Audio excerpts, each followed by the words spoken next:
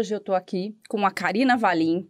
A Karina é neuropsicóloga clínica, mestre de ciências da Faculdade de Medicina da USP. Eu vou conversar com a Karina porque ela tem um currículo extenso aqui e aí ela já explica para vocês. Karina, obrigada por você estar aqui.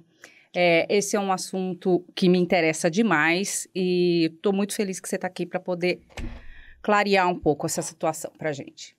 Obrigada pelo convite, obrigada pelo espaço, né, por trazer temas assim tão importantes para a nossa sociedade hoje. Espero que eu possa contribuir um pouquinho aqui no Contribuirá muito. Karina, a gente vai falar sobre ideologia de gênero. Karina, é assim um assunto tão delicado que eu queria que você começasse me dizendo assim, o que é isso? O que nós estamos vivendo? O que essa sociedade está vivendo? E o que nós estamos exatamente discutindo aqui? O que é a ideologia de gênero e como isso está influenciando na sociedade hoje? Bom, eu acho que a primeira coisa para se falar a respeito de ideologia de gênero é que talvez o termo não seja, quem sabe, o mais adequado, né? Acho que quando a gente fala a palavra ideologia, né, ela está muito hoje, assim, contaminada de outros significados, né? Exato. Então, eu acho que existe dentro dessas duas palavras muita coisa sendo discutida ao mesmo tempo e é legal separar cada coisa dentro da sua caixinha. Ótimo, foi por isso que eu queria você aqui, porque essa é a minha percepção. Uma sopa de coisas, e sendo que o assunto real, ele às vezes não é discutido, né? Mas vamos lá. Então, vamos lá. Quando você tem uma criança, né? Vamos falar dos estágios de desenvolvimento, né? De uma criança. Quando você tem uma criança muito pequena, né? É normal que ao desenvolver ali o período dela, né? Da sexualidade e desenvolver essa identificação que ela tem e o reconhecimento do corpo dela, né? Se é menino, se é menina, isso é um processo que é natural do desenvolvimento da criança, né? Se você for olhar ali na psicanálise, né, ou em outras teorias, né, outras vertentes aí dentro da psicologia, mas mais a psicanálise, que desenvolveu muito, tudo em cima da teoria da sexualidade, você tem ali que o primeiro objeto da criança de identificação é natural que seja a mãe, né? Sim, então, sim. A criança vai olhar ali a mãe até ela conseguir meninos se separar. E meninas.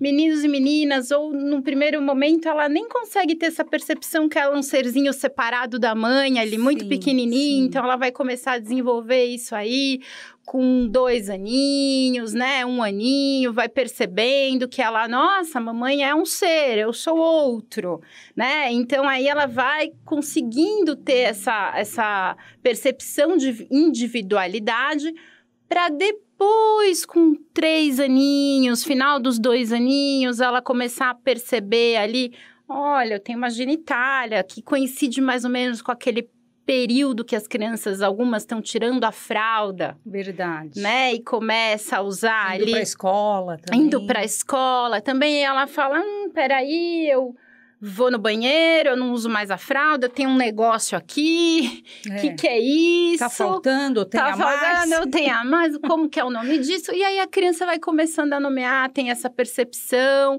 que ela tem ali até uma fase de perceber que ela começa a se tocar mais, que ela percebe, né? Porque isso dá um determinado prazer. Então, assim, ela está descobrindo o corpo dela. Isso é um processo natural. Sim. Faz parte do desenvolvimento de um ser humano, né? Sim. E à medida que ela vai nesse convívio com a escola, ela começa, né, a ver, e tem muito isso, né, nessa primeira infância. Aqui é brincadeira de menina, ali é de menino, rosa é da menina, que tá menos hoje, tá? Sim, já sim. tá menos. É. O azul é do menino, né? Tem isso ali, porque é um senso, dá pra criança isso, um senso de uma certa organização, Isso, né? entendo. Que é necessário para o desenvolvimento, É né? saudável, É né? saudável, é saudável. Então, essa organização dessa primeira infância, não, porque eu tô me vendo aqui, eu vejo, eu faço xixi desse jeito, né? Sentado, o meu irmão faz xixi em pé, né? E crianças, elas são tão inocentes que elas questionam isso, porque ela quer entender. Outro dia eu ouvi uma mãe falando, olha, minha filha virou pra mim e falou que ela quer fazer xixi igual o irmão dela, mais velho. Entendi. Por quê? É natural isso também, né? É natural, porque ela tá vendo, pô, se meu irmão, né? E tem aquela coisa, né? O irmão, que é mais velho, então, Sim, né? sim. Eu quero Admiração crescer, admiração. também, é. Eu quero fazer igual ele. Sim. Se eu pego um pedaço desse discurso aí, que é natural, que é do desenvolvimento, e falo, ai, nossa, será que a minha filha, porque quer fazer xixi em pé, tem alguma questão com a feminilidade dela? Eu falo, gente, calma. Ainda não. Calma, né? Olha, então, mas olha, você começou abrindo falando quais são as questões desse momento da gente trazer isso, ideologia. Eu acho que primeiro é a palavra. A palavra. Porque quando você fala isso, você joga aí, mistura teorias, situações que não fazem muito sentido se você for olhar de acordo com a teoria do desenvolvimento de um ser humano, de uma criança. Porque algumas questões são naturais do desenvolvimento. Por exemplo, o exemplo da menina que vê o irmão e fala, eu quero fazer. Ela não tem nenhuma questão com isso, nem passou pela cabecinha dela isso. Ela só acha que ela pode fazer igual o irmão, porque o irmão é mais velho, ela quer ser mais velha também. Então, assim... Não tem publicidade, né? Envolvida nisso. Porque, às vezes, me parece que tem uma publicidade envolvida num processo que é super natural. E mais, eu não sei por que hoje é diferente. Porque isso sempre foi assim. Não foi ou não? Sempre foi. Sempre foi assim. Sempre foi. E aí, o que acontece? A família vai lá e fala, olha, não, porque, ó, veja bem, teu irmão é diferente, Sim. Ele não faz o xixi, não vai cair no teu pé, se você fizer ali desse jeito vai se molhar, talvez não vai ser legal. O seu equipamento não permite isso. E aí vira até um momento lúdico, uma brincadeira, Sim. E aí vai indo, né? Sim. O problema, Roberta, é que hoje, como as coisas são muito ditas, né? A informação, ela é solta. Ela fica solta, e o pessoal às vezes lê só a manchete, né? Não lê o restante, não se aprofunda, né, na coisa. Então, ai, nossa, eu preciso ser um pai antenado. Então, se acontecer uma situação dessa, será que? E já dá o pulo, né? E já dá o salto. Então, assim, é muito comum quando você trabalha hoje com orientação de pais, e é um trabalho que eu faço. Que é uma coisa que a gente estava conversando aqui, e ela também faz orientação de pais, né? Que o currículo é tão grande, eu não consegui passar tudo. Não, mas assim, um trabalho de orientação de pais, quando você ouve o todo, né? E às vezes vai para um comportamento ou outro comportamento, né? Que a família precisa ajustar ali de dia a dia. Às vezes é a birra que está um pouco fora, às vezes o pai não sabe lidar, não sabe colocar limites, ou é um não, ou fica um pouco perdido. Quando você vai para isso e você ouve o todo da história, você explica para ela o que está acontecendo.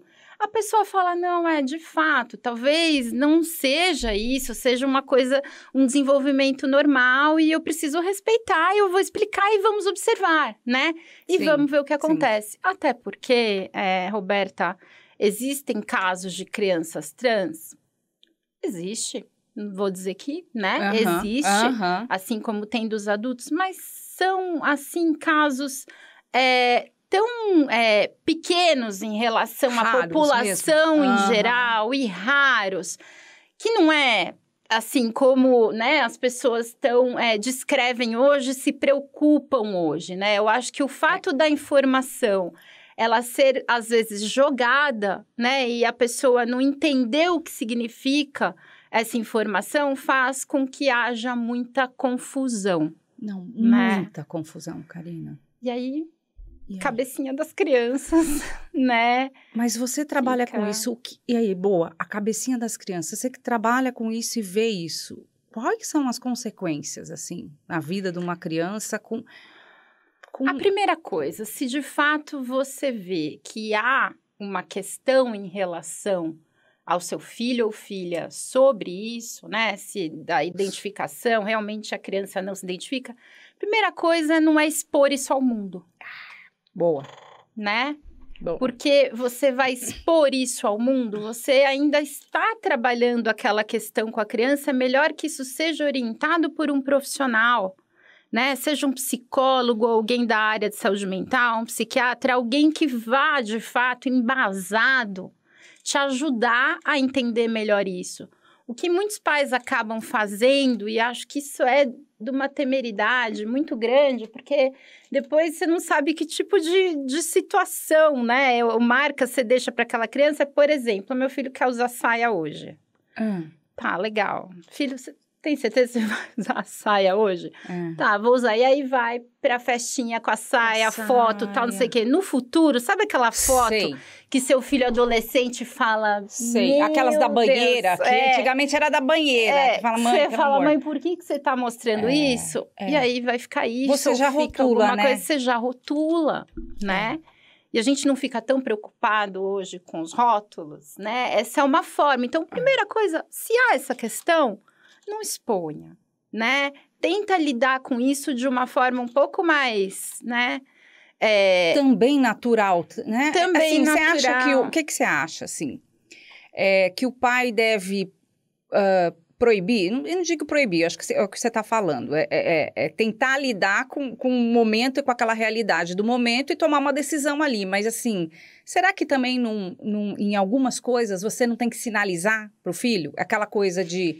Saia, né, pra você...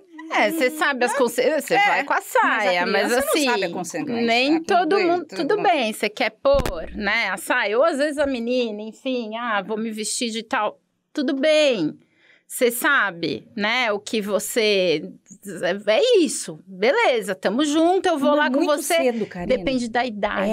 Exato. Isso aí depende da idade, se você tá falando de uma criança... muito nova, 4, 5 anos, né? Uma coisa assim, não tenho a menor noção, sei lá, mãe, vou e caramba, quero ir com a saia, e é isso aí, né?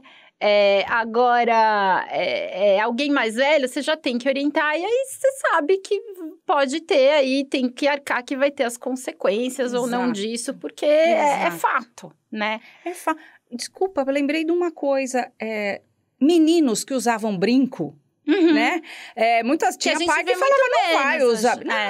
Enfim. Mas era essa, que eu me lembro, era essa conversa. A conversa era, você vai usar brinco? Mas brinco hoje em dia é super comum. Mas assim, era uma atitude... É comum, mas a gente vê menos. Eu não sei se você quer essa percepção. Também, porque vai usar saia. Não tá na moda.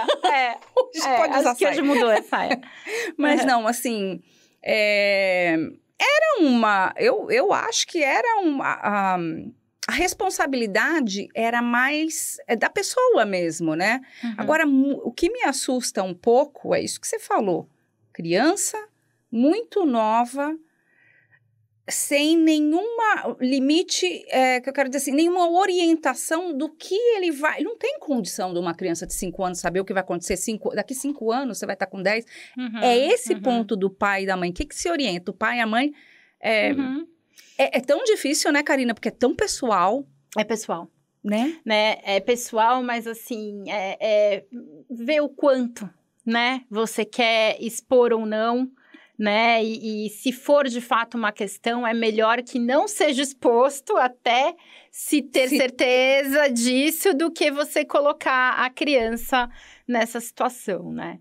Eu acho que, assim, a respeito desse desenvolvimento, dessa etapa aí, né, dessa descoberta da sexualidade, tem tantas outras coisas para se falar e mais importantes, né, que atingem um público muito maior, né, nessa fase para a criança, que muitas vezes é deixado de lado. Um exemplo de um assunto que é pesado, mas que precisa ser discutido, ao meu ver, e debatido nas escolas, que é extremamente educativo, é em relação ao abuso sexual, por exemplo, né?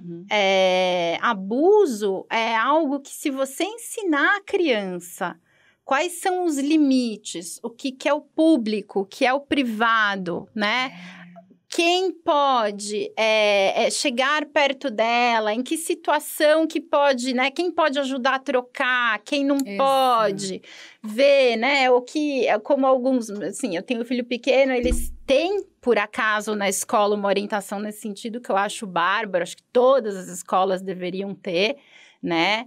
Uma aula mesmo ensinando, olha, aqui o que é safe, né? O que é unsafe, né? O que é seguro, o que não é seguro. Ele fala, mamãe, vou encostar a porta porque meu xixi é privado. Que legal. Eu falo, que legal, né? Que então, legal. assim, ter essa noção, eu acho que você discutir isso também com uma criança nessa fase é muito mais produtivo, muito mais interessante do que essas outras questões que são do desenvolvimento e que muitas vezes podem ficar nessa confusão aí. Eu acho que estão. De tanto que se fala hoje, ideologia de gênero, mas será que eu tenho que ficar atento que meu filho, de repente, fala assim... E os pais trazem essa preocupação, viu, Roberta? Trazem. Qual, exatamente? Será que eu tô educando certo? O tempo inteiro, né, gente? Né? Será que eu tô alguma coisa aqui que eu vou reprimir no meu filho, que de repente ali mais tarde ele vai me culpar disso e eu não quero, né? Ser esse pai, né? Opressor? Pois é, mas isso, novamente, minha percepção, tá, doutora? Mas assim, isso sempre existiu.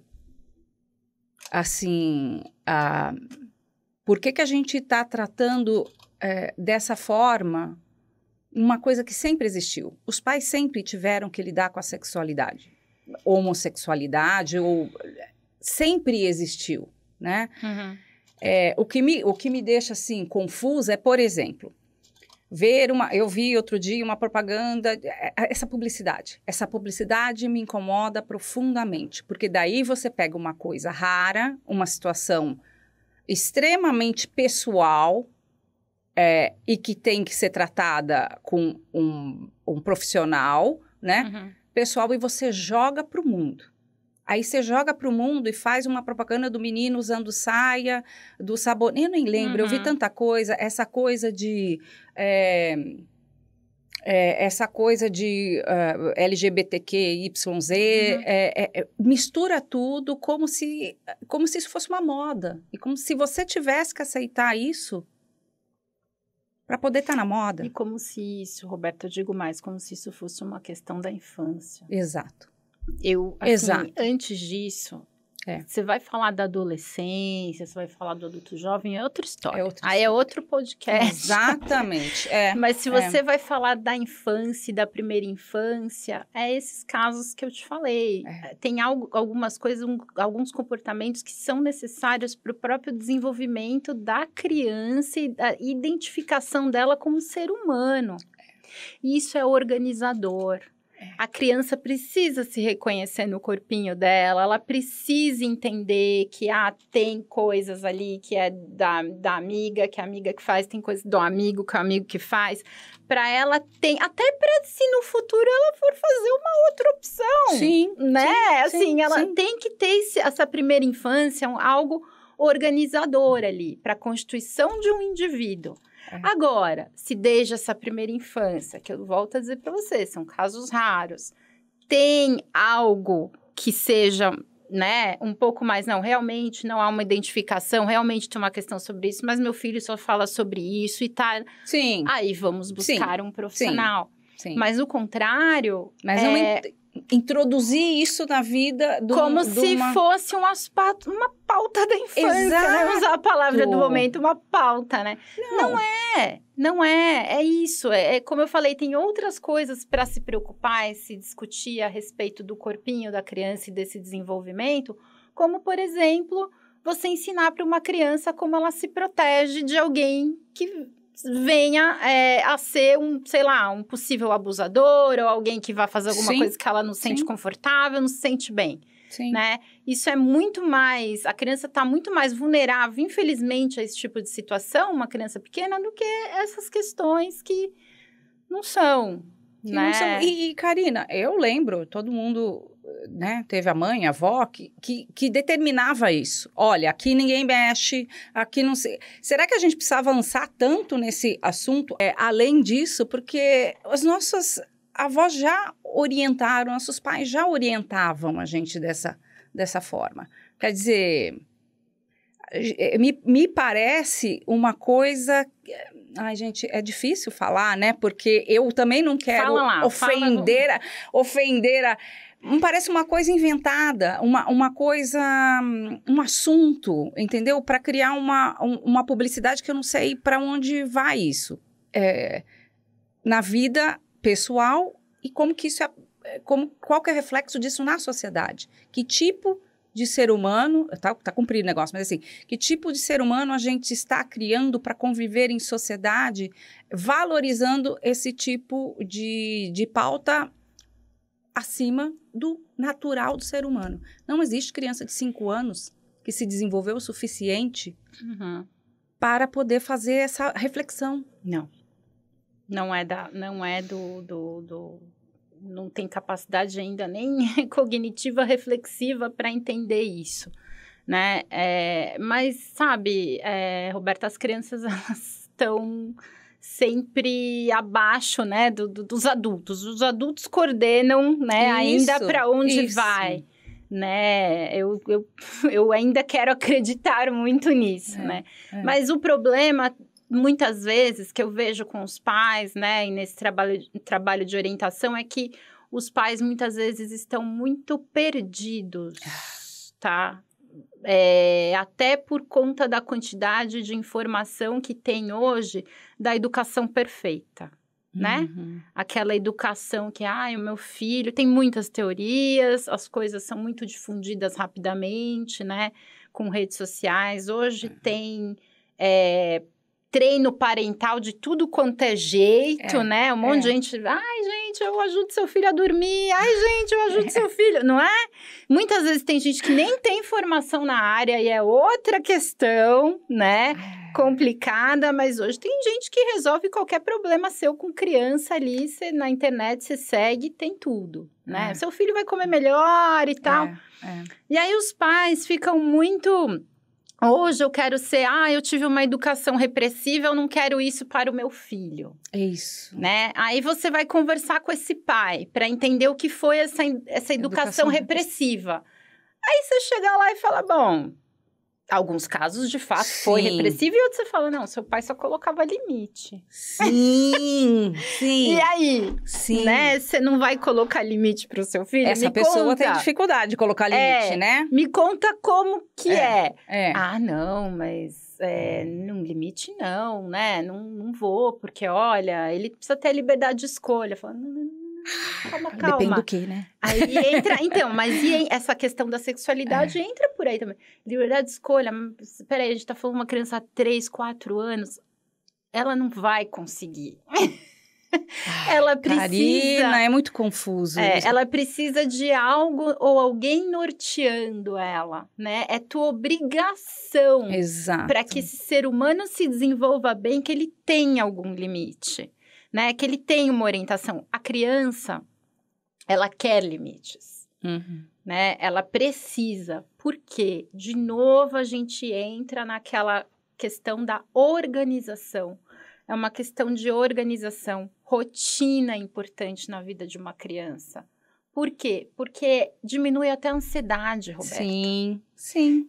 Hoje em dia, a gente tem crianças ansiosas aí, porque muitas vezes o pai tem uma conduta e a mãe, sei lá, tem uma outra conduta completamente diferente e as pessoas não se entendem, né? Ali a criança capta isso e fala, mas o que eu faço? Vou pra lá ou vou pra cá? Por quê? Porque ela ainda não tem maturidade para decidir, né? O que fazer. Então, precisa dessa orientação, precisa ter limites, né? E muitas vezes os pais entendem hoje que limite é ser repressivo. Não é. É isso. Eu acho que você falou de palavras, como as palavras estão sendo mal usadas, né? Distorcidas. Distorcidas. E aí, no quesito criança, é muito sério, né? Porque não tem defesa, né, Karina? Não, e eles absorvem tudo, né? Eles absorvem tudo, são umas esponjinhas. Você tá falando ali, eles estão absorvendo tudo. Então, por isso que precisa ter muito cuidado, né? Com o tipo de orientação que você vai fazer, que seja lá. Cada casa tem a sua, Roberta, né? Cada casa tem os seus preceitos, cada casa tem a sua rotina, tem suas crenças, né? Dentro daquilo que você constrói, né, de modelo familiar, isso precisa ser colocado para a criança, mas sim, com limites também, né? A criança precisa de uma organização para ela se desenvolver bem. Esses valores que a família está com dificuldade de passar para o filho, né? E isso também, Karina, estava pensando assim, isso não é, essa é uma pauta mundial, né? Para onde será que nós vamos com isso? Ai, tadinha. Eu fazer as perguntas que ela não vai responder, né? Mas eu sei que a gente pode dizer que a população mundial, ela tem aí um grande índice de depressão e ansiedade, né? Eu acho que para onde está indo a gente vê. Vou até puxar esse assunto. Essa falta da família, assim, essa falta de... Você está falando de limite, essas pessoas não estão querendo tomar decisões, elas estão muito preocupadas com a consequência, ou às vezes não estão nem pensando na consequência. Às vezes a pessoa, ela vai ali, prega uma realidade e ela não avalia de jeito nenhum a consequência. Por isso que eu te falo, para mim é muito publicidade isso tudo. Eu vejo isso muito na publicidade. Eu vejo esses pais muito apegados, às vezes não olhar para o filho, o indivíduo ali. Eles acabam sendo influenciados por isso tudo que você falou, né? Mas aí me fala, com tudo isso, né? Depressão, pandemia, questão de aprendizado também. Como é que tá isso? Como que você tá vendo isso na sociedade hoje? Não chora. Difícil, Roberta, sobretudo para as crianças, né? Muito difícil. Ficamos 2 anos sem escola, tá? Não adianta. E é pública, é particular também, né? Foi um geral. Sim, foram 2 anos praticamente sem escola. As escolas tentaram aí reverter isso da melhor forma possível, algumas, né? Com a aula online, correram atrás para tentar produzir conteúdo, para passar, enfim.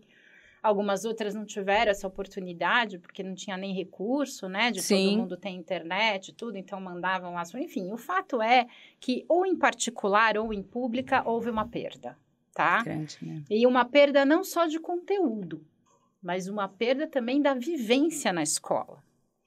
Então, muitas crianças voltaram, algumas em fases cruciais aí de alfabetização, que foi uma... Sim, para usar a palavra, foi uma tragédia, na verdade. Foi uma tragédia. Né? Algumas crianças conseguiram sair um pouco melhor, outras, de fato, têm lacunas ainda que estão correndo atrás, né? Para conseguir suplantar as dificuldades aí. Mas teve uma perda muito grande também em termos de relacionamento social, né? E de habilidade social. Então... Quando voltou todo mundo para o convívio ali, foi muito, né? Tava todo mundo enclausurado nas suas casas, vivendo muito a rotina das famílias. Todo mundo com pavor, todo mundo com medo. A quem tenha perdido, né? Parentes, né? Pai, mãe, vô e vó, pessoas da família. Mudanças, né? Teve gente que se mudou de cidade, mudou de país, enfim. Ou seja, a pandemia, ela vai deixar marcas aí na vida de todos, especialmente das crianças e adolescentes muito grandes, assim, porque realmente você privar crianças do convívio e adolescentes do convívio com a turma, que são seres, né, que querem ali estar com o grupo, nesse período foi muito complicado. E aí, quando volta todo mundo muito... preciso dar conta do conteúdo, mas também quero estar com os meus amigos, quero curtir, e aí a escola não sabe como que organiza, porque é uma novidade para todo mundo, né? Porque é uma novidade, e você lembra que foi voltando aos poucos, né? Então, não é que voltou todo mundo, voltou primeiro com máscara, e depois voltou uma parte da turma, outra não. Então, agora que volta tudo. Só que é isso, tem, assim, primeira coisa é saber diferenciar muito o que é um transtorno de aprendizagem de uma dificuldade de aprendizagem, né? Tá. E toda vez que as crianças, os pais têm buscado muito, né, os consultórios, as pessoas para falar, meu filho tem algum problema de aprendizagem, ele realmente não consegue aprender, ou é preguiça, né? Porque voltou agora. Isso aí eu preciso de uma consulta. Assim, olha, não, dá para separar, né? O joio, tem que separar o joio do trigo, mas tem que levar em consideração também os déficits que a pandemia causou. Nossa, né? Karina. Então, é um trabalho... Vai dar para avaliar isso agora? Porque é uma questão de tempo também, né? né? Tem que avaliar, né, Roberta? Porque vai fazer o quê?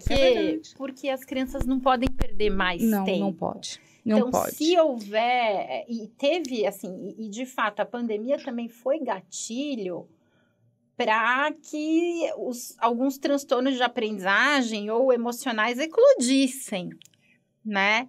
Então, se de fato, às vezes aquela família não prestava talvez muita atenção, que o desempenho não estava muito legal, que a criança não ia acompanhar, não estava indo, quando você colocou todo mundo dentro de casa e o pai viu o ensino ali, viu como o filho faz, falou, meu Deus do céu, como que ele estuda assim, né?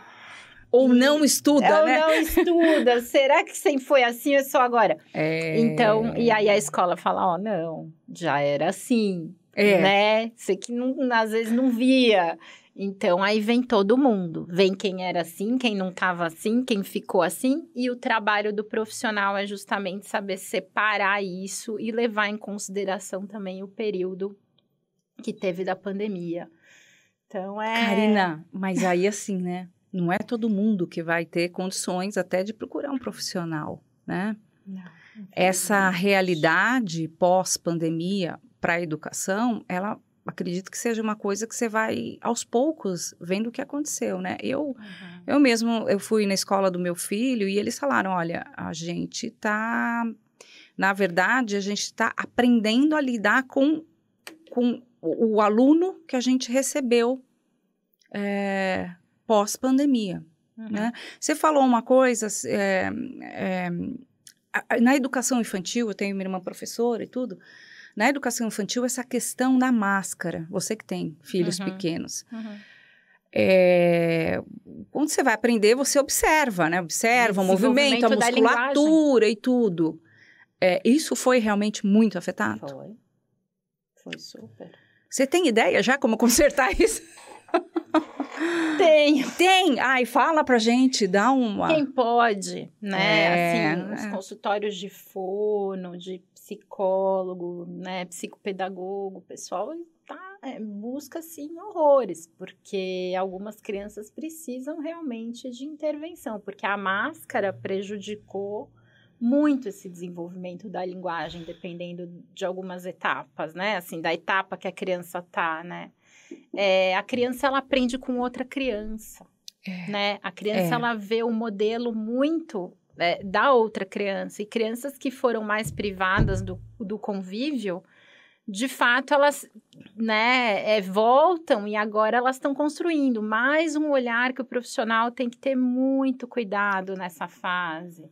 Porque hoje tudo é diagnóstico, né, Roberta? Então, é tanto assunto que a gente tem para falar, assim, é uma coisa ligada à outra, né? Hoje tudo é diagnóstico, então a gente precisa tomar muito cuidado, porque também tem que levar isso em consideração. Então, meu filho está com dificuldade de se relacionar, né? Ou não faz amigos. Ai, será que ele é autista? Não, calma. Ai, Karina, Né? não, é assim.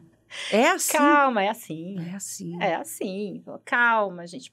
Sabe por quê, Roberta? Porque as informações, elas estão aí. As pessoas leem, elas se informam, mas não absorve tudo. E nem é, né? Não são profissionais. Não são profissionais, exatamente. Não absorve tudo, mas a preocupação de pai e mãe, ela sempre vai existir. Sim, né? Sim. E esse é o problema, assim, eu vou absorvendo as informações, será que eu tô fazendo certo? Será que eu tô comendo bola? Será que é autista e eu não vi? Né? Será que tem TDAH e eu não vi? Não, pai e mãe tá sempre se culpando de alguma coisa. Eu falei em algum lugar aqui, né? Essa culpa, ela é natural também. Ela é normal, é natural, já vem, né? Vem com o kit, né? Vem no kit. Vem. Mas essas coisas... Então, assim, saber separar isso é muito importante, porque... De fato, a pandemia vai deixar sequelas também nesse sentido, que agora, com convívio, com retorno, quem sabe vamos ajustando esses ponteiros, né? Com esse retorno aí do convívio, tem que ir, de novo, reconstruindo esse pedaço aí. Essa questão da depressão é muito preocupante, não é? Muito. Você acha que a depressão, assim... Bom, a depressão, a gente está falando da depressão, obviamente, tem que ser...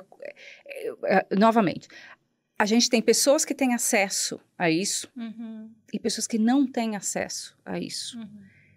Como que dá para orientar alguém que não tem acesso a isso e está vendo esse quadro e essa confusão, porque, novamente, não é especialista, é pai e mãe e a gente só vai estar preocupado com o filho. Como que orientar uma pessoa...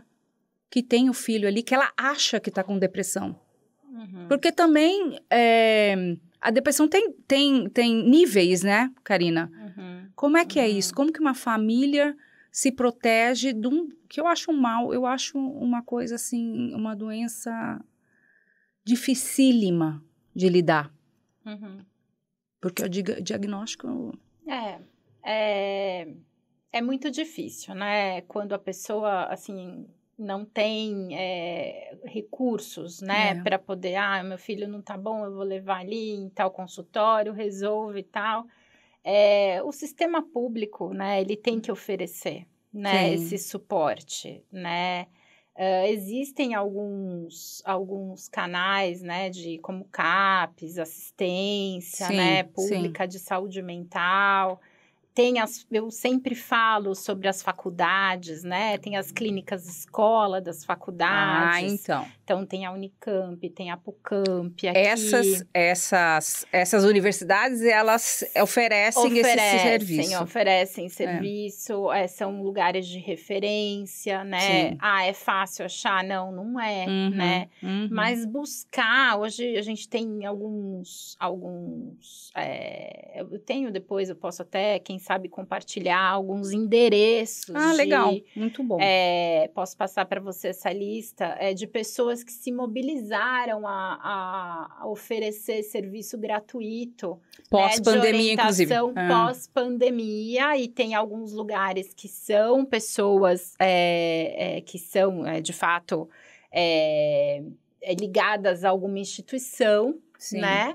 E outras pessoas que se voluntariaram a oferecer um serviço de acesso gratuito ou um pagamento, enfim, às vezes é um pagamento simbólico, aí depende de cada instituição. Bom, existe, mas tem que procurar, existe. Porque o que aconteceu? No pós-pandemia, foi muito evidente quantas pessoas tiveram a saúde mental afetada.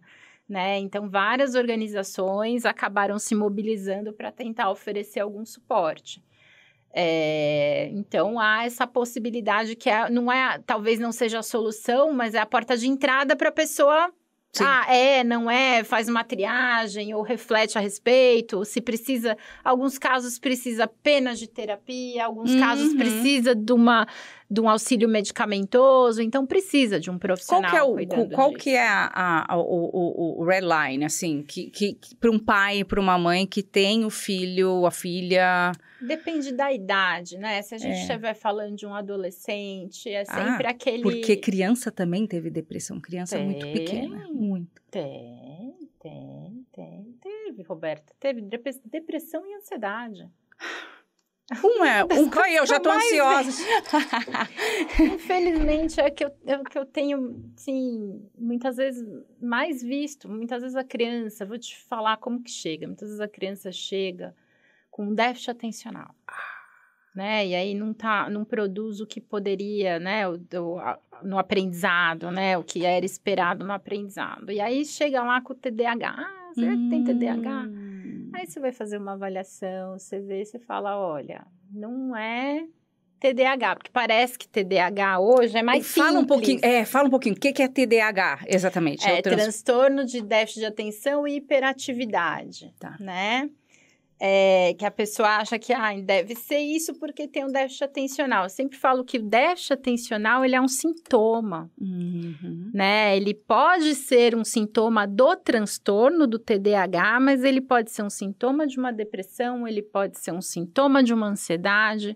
E muitas vezes essas crianças vêm com esse déficit atencional, mas por trás disso tem uma ansiedade de desempenho.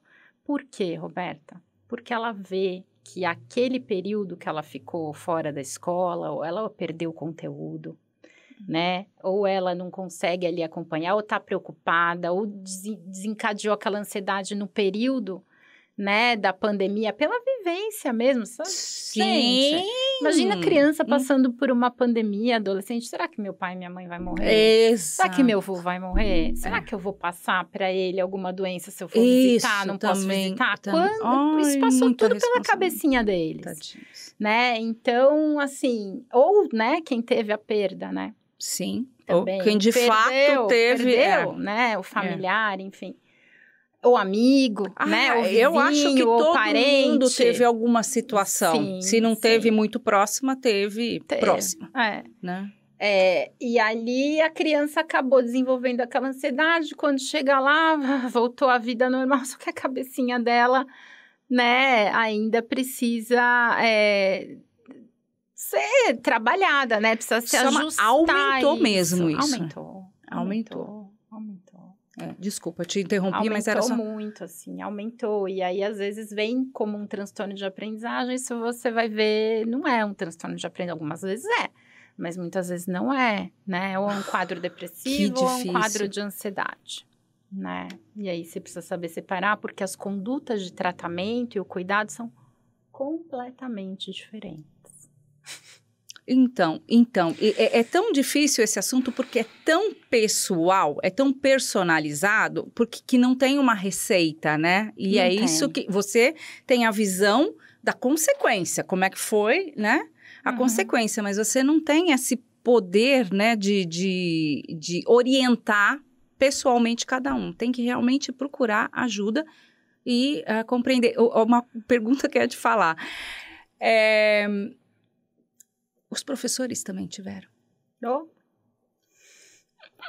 Como é que... Burnout, estresse, né? Gente, é tipo um caos, né? Hoje, né, Roberta? Você falou da sua irmã e recebendo as crianças, nós estamos nos preparando. Ou não foi a sua irmã, né, que falou, foi a professora da escola, né? Sim, isso. Estamos nos preparando para isso mesmo. Então, hoje, as coordenadoras de escola, os professores, no geral, estão muito tensos, estão muito preocupados, porque, de fato, recebem crianças ali, famílias que estão num pós ali, quase um pós-guerra, né? Pós-guerra. Que é tentar lidar com todo esse estresse ali de todo mundo, porque é isso. Teve um período que as crianças ficaram com algumas lacunas de conteúdo e estão tentando suplantar esse, né? Superar essa lacuna indo atrás, né? E outros, assim, de convívio, comportamento, porque aí a criança já vem ou um pouco mais ansiosa para a escola, ou um pouco mais estressada, ou tem os quadros de depressão, como eu falei, adolescência, né? A gente nem falou. Meu filho... não, vamos falar. Mas, assim, o meu filho entrou com 14 e na pandemia saiu com 17. Assim, foi uma coisa... Ele perdeu um período de festa de 15 anos, exatamente o momento do adolescente, menino e menina, que você vai começar a entrar nessa vida romântica, essa vida, né, Tá com 17. Parece né? Parece que tesouraram um pedaço, Só que ele assim. vai ter que viver o que ele não viveu ali, porque ele precisa construir esse repertório. Esta entrevista está me dando... Estou ficando Isso ansiosa. faz parte da construção de um repertório. Você não pula. Não pula. Etapas. Isso a escola tem que saber, a sociedade tem que saber, os pais têm que saber, todo mundo tem que saber. E aí não dá para virar para ele com 17 anos e falar, pô, mas você já tem 18. Você não era para você fazer isso.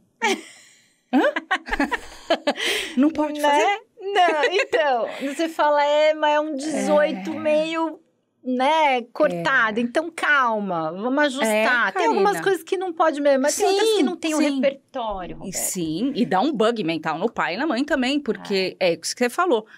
Aonde está a preguiça? Onde está o que ele está aproveitando, o que os adolescentes vão aproveitar para poder, né, se safar das coisas? E aonde está a realidade? Karina, tem que tratar com a realidade. Tem. Né? Você tem que ver o que está acontecendo na sua família e resolver aquilo, né?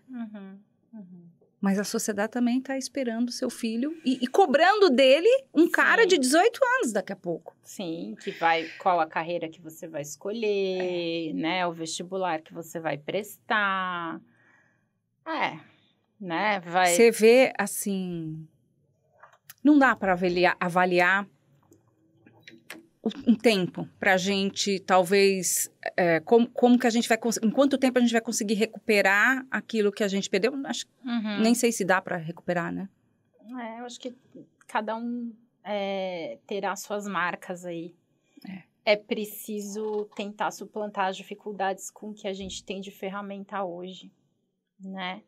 Buscar se informar, mas de uma forma mais profunda e se informar em fontes seguras, Roberta, porque eu tenho, pelo menos na minha área, eu tenho muito cuidado, sabe? É uma área que você, pelo pouco que eu falei aqui, você vê quão delicado é. Muito. Você dá um diagnóstico para uma criança, se ela tem um transtorno de aprendizagem ou não, ou que seja um transtorno da saúde mental, uma ansiedade, uma depressão, é muito sério. É muito sério. Né? E isso pode determinar muitas condutas, né?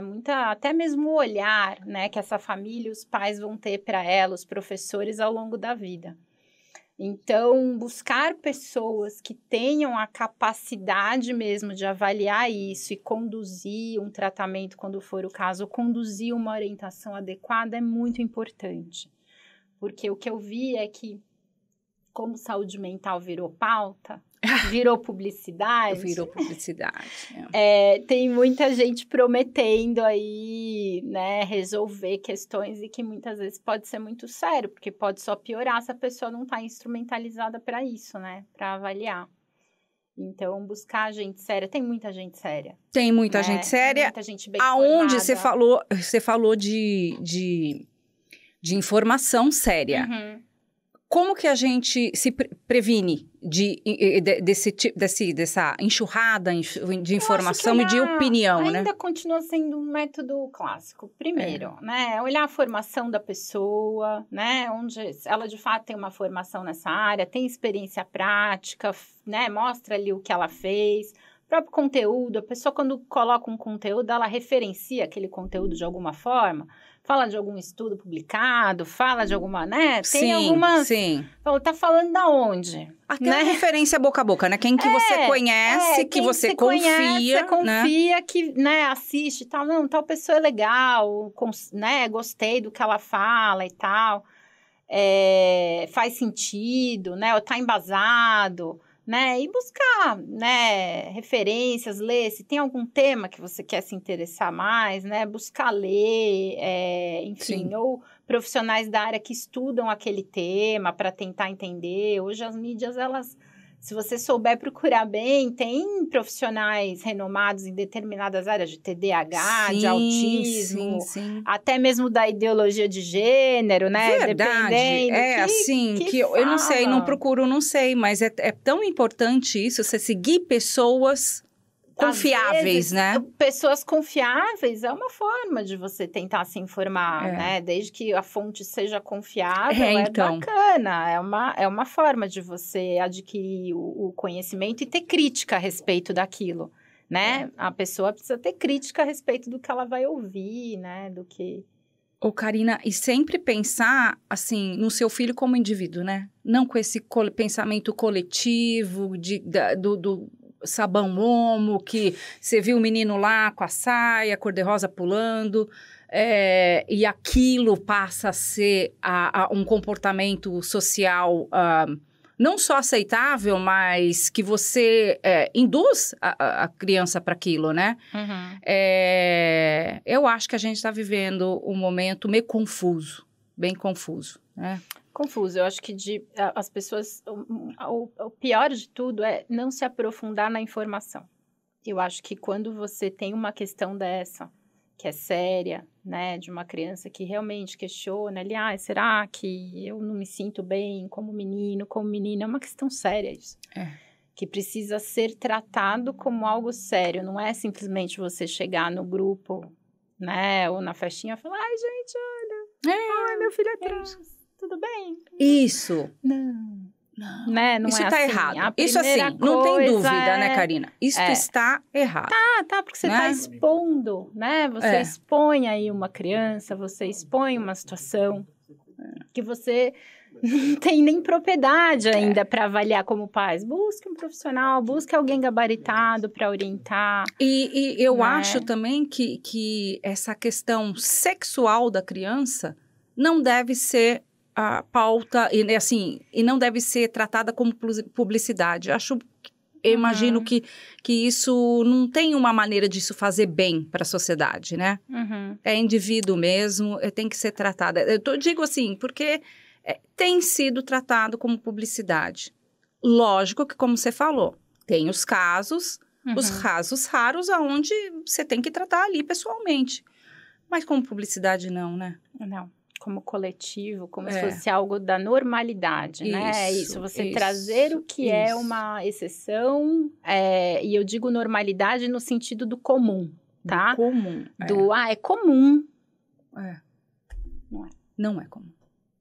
Não é comum. Pai e mãe, entendeu? Cada um com seu filho. Olha para dentro da sua casa, vê o que você tem lá, procura um profissional, né? Alguém que saiba o que está falando e resolva o problema do seu indivíduozinho que está lá em casa. Né, Karina? Isso. Karina, as crianças agradecem. As crianças agradecem. É isso aí. O futuro, a sociedade, tudo agradece, né? Karina, querida, muito obrigada. Eu acho que você pode voltar mais vezes, a gente tem bastante coisa, assim, para conversar. Mas sabe o que é? A Karina também tem os pequenos dela que ela tem que buscar na escola. Pois é, vida real. Então, é vida real, isso aí é real. É isso aí, é real, querida. Obrigada, Roberta, muito obrigada. Muito gostoso. Muito bom, muito bom. Queria agradecer mesmo, porque eu acho que as pessoas estão precisando ouvir exatamente isso. Coisas sérias de fontes sérias. Tá muito sério esse negócio de não de tratar as coisas na superficialidade. Eu preciso de uma fono. Peraí, me dá um... E isso é muito sério, a gente tá falando de criança, né? Querida, obrigada. Muito obrigada.